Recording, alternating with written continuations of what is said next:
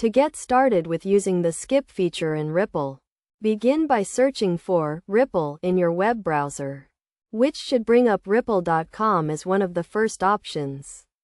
Clicking on this will take you to the Ripl homepage, where you'll see various tabs including Create, Features, Pricing, Blog, as well as Login and Sign Up buttons.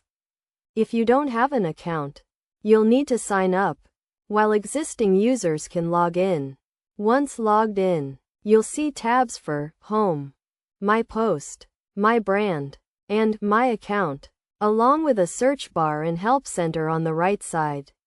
The skip feature allows you to easily move past a post, removing it from the ideas calendar and enabling the campaign to continue smoothly with the next post. To use this feature, select the gear icon on the top right of the campaign and choose the post you want to skip.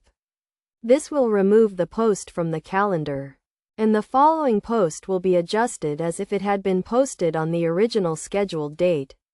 For example, if a post is scheduled for the 28th, you can click on it to skip it, and it will be removed and replaced with another post.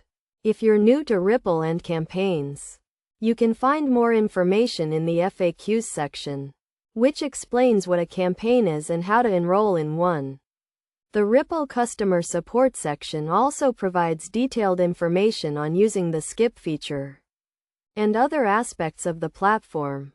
Overall, the skip feature is a useful tool for managing your campaigns and posts in Ripl, allowing you to easily adjust your schedule and keep your content running smoothly.